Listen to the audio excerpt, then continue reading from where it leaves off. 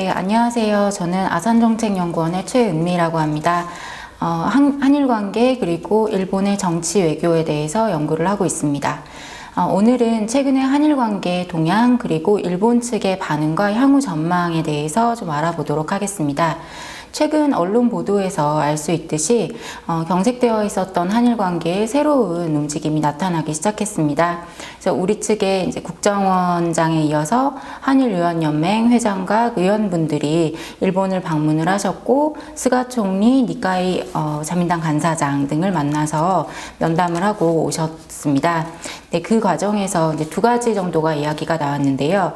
하나는 1998년도에 있었던 김대중 오부치 공동선언을 잇는 문재인 스가 공동선언을 하자라고 하는 게 하나가 있었고요.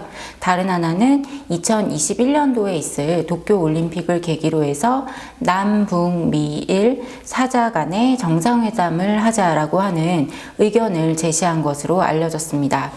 그런데 이러한 모습들이 그동안의 한일 관계를 보면 좀 갑작스러운 변화라고 볼 수 있을 것 같은데요. 아시다시피 2018년도에 강제징용 문제에 대해서 한국 대법원의 판결이 있었고, 그 이후에 일본의 수출 규제 그리고 한국의 일본 제품 불매운동, 또 지소미아 연장 여부에 대해서 한일 간에 이제 좀 불편한 사항들이 있었습니다. 그리고 이러한 일들이 2년 동안 유지가 되어 왔었는데요. 갑작스럽게 한국에서 일본 측에 이제 우호적인 메시지와 제스처를 보내고 있는데, 이러한 현상들을 어떻게 이해를 해야 될까에 대해서 말씀을 좀 드리고자 합니다. 한 세 가지 정도로 생각을 해볼 수 있을 것 같습니다. 일단 첫 번째는 달라진 대외 환경이라는 측면에서 생각을 해볼 수 있을 것 같은데요. 다 아시다시피 얼마 전에 미국의 대선이 있었고, 바이든 신행정부가 등장을 하게 될 것 같습니다. 이 과정에서 바이든 행정부는 동아시아의 전략에 있어서 한미일 동맹을 강조를 하게 될 것 같고요. 또 트럼프 정부에서 기존에 한일 문제를 양자 간에 해결을 하라고 했던 그런 기조가 있었고, 사실상 미국은 한일 관계를 방치했다라고 볼 수 있을 것 같은데, 이러한 기류의 변화가 생길 것으로 예상이 되면서 한국 측도 이런 대일 전략의 변화를 이제 기하는 것이라고 볼 수 있을 것 같습니다. 두 번째는 북한 문제 해결을 위한 한반도 평화 프로세스 2.0을 가동하고자 하는 그런 이제 움직임이라고 볼 수 있을 것 같습니다. 물론 이제 코로나19의 영향도 있었지만 남북 관계 그리고 북미 간의 협상 그리고 논의가 사실상 멈춰 있는 가운데 새로운 활로를 모색해 보려고 하는 우리 정부의 시도라고 볼 수 있을 것 같고요. 그 과정에서 일본의 역할과 일본의 중요성을 강조하게 된 것이라고 볼 수 있겠습니다. 네, 마지막으로 세 번째는 꽉 막혀있는 한일 관계를 어떻게든 풀어보자라고 하는 우리 측의 강력한 의지라고 볼 수 있을 것 같습니다. 강제징용 문제는 다 알고 있는 것처럼 한국 측과 일본 측이 원칙과 원칙이 좀 맞서 있는 상황입니다. 1965년 협정으로 문제가 모두 끝났다라고 하는 일본과 그때 아직 다뤄지지 않았던 문제들을 다뤄야 한다라고 하는 한국, 그리고 개인의 청구권은 인정은 하지만 행사할 수 없다라고 하는 일본과 개인의 청구권은 소멸되지 않았다라고 하는 한국이 맞서고 있는 상황입니다. 그런데 여기에는 궁극적으로 이 문제 해결을 하는 데 있어서 일본의 한국에 대한 식민지배의 불법성을 논할 수밖에 없는데요. 이 부분은 1965년도 한일 국교 정상화 과정에서 양자 간에 확실하게 매듭을 짓지 않았고 봉합을 했던 문제입니다. 결과적으로 어느 쪽도 양보하기가 어려운 상황인 것이죠. 그래서 이 강제징용 문제에 대해서는 양측 모두 현재는 물러설 수 없는 상황이고, 또 해결도 굉장히 어려울 것으로 예상이 됩니다. 이런 가운데 한국 측이 어려운 문제는 좀 장기적으로 풀어보자, 그리고 우선은 관계 개선을 하자라고 하는 손을 내민 것이라고 볼 수 있겠습니다. 그런데 이러한 움직임은 사실 그동안 2년 정도 한일 관계가 굉장히 꽉 막혀 있었다라고 그런 점들을 봤을 때는 굉장히 긍정적인 움직임으로 해석을 할 수 있겠습니다. 그런데 일본 측은 이 부분에 대해서 어떻게 생각을 할까라고 하는 부분인데요. 그 부분을 좀 말씀을 드리도록 하겠습니다.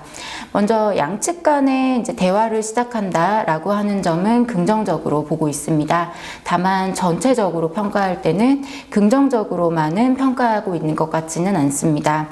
일단 첫 번째 긍정적인지 부정적인지 어느 쪽을 본다 하면 부정적에 더 가까울 것 같은데요. 왜 부정적인가라고 하는 부분에 대해서는 첫 번째는 강제징용 문제에 대한 실질적인 진전이 없다라는 거죠. 즉 강제징용 문제에 대해서 실질적인 해결책은 제시되지 않고 다른 문제들을 얘기를 한다라는 건데요.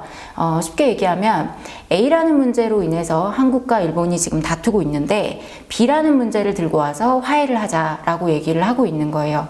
그러다 보니까 일본 측에서는 정작 해야 할 얘기는 하지 않고 다른 얘기를 한다라고 하는 측면에서 좀 불편하게 생각을 하고 있는 것 같습니다. 두 번째는 우리 쪽에서 의견을 제시를 했던 문재인 스가 공동선언, 그리고 2021년도 도쿄올림픽에서의 남북 미일 4자 정상회담에 대해서는 일단 첫 번째로는 시기적으로 좀 현실성이 많이 떨어지고 굉장히 좋은 얘기이긴 하지만 이상적이다라고 하는 의견들이 많은 것 같습니다. 우선 아시다시피 일본이 지금 현재 코로나 상황이 제3파라고 하는데 굉장히 많이 안 좋죠. 이런 상황에서 도쿄올림픽 개최 여부 자체가 좀 불투명한 상황입니다. 스가 총리는 개최를 하겠다고 이야기를 하고 있지만 상황이 더 악화된다면 어떻게 될지 모르는 상황인 거죠. 여기에 두 번째로는 미국의 이제 바이든 행정부가 들어서겠지만 아직 들어서지 않았고 그 과정에서 바이든 행정부의 동아시아 정책, 그리고 한반도 정책, 북한 정책이 어떻게 될지 아직 모르는 상황인 거죠. 이 상황에서 사자회담에 대한 약속을 하기에는 좀 시기상조다라고 하는 입장이 많은 것 같습니다.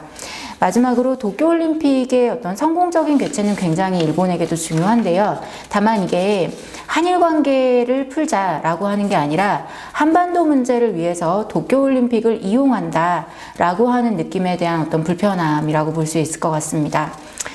마지막으로 이거는 이제 업무 방식의 차이라고도 좀 볼 수 있을 것 같은데요. 일본어 중에 이제 네마하시라는 표현이 있는데 사전교섭이라는 표현이죠. 그래서 제가 일본 분들을 만났을 때 얘기를 들었던 것 중에 하나도 모든 것은 다 네마하시다. 그러니까 모든 것은 다 사전교섭이 이루어져야 된다라고 하는 건데 그러한 과정 없이 한국 측에서 이제 언론을 통해서 여러 가지 것들이 발표되는 것들에 대해서 일본 측이 좀 많이 불편해하고 있는 상황인 것 같고요. 그러다 보니 한국에서 내미는 그러니까 긍정적인 제스처를 보내고 있음에도 불구하고 부정적인 의견들이 많이 있는 것 같습니다.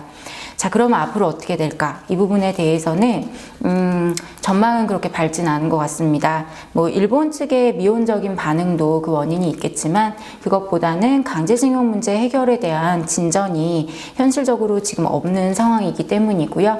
여기에 더해서 이제 다음 달, 다다음 달로 예정되어 있는 위안부 문제 소송 결과가 나오죠. 그리고 후쿠시마 오염수 방출 문제 등 여전히 한일 관계에 갈등을 불러일으킬 수 있는 요소들이 많이 있기 때문에 한일 관계 개선의 어떤 급진전은 현재로서는 어렵지 않을까라고 예상이 됩니다.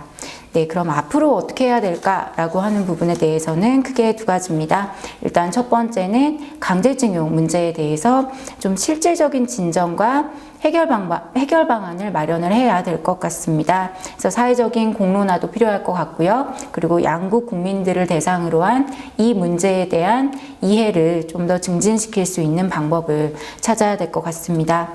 다음으로는 갑작스러운 어떤 그 한일 관계의 진전을 기대를 하는 어떤 이상적인 모습보다는 조금 더 현실적인 개선 방안을 가지고 차분하게 한 걸음씩 접근해야 하지 않을까라고 생각합니다. 네, 오늘은 여기까지 하겠습니다. 감사합니다.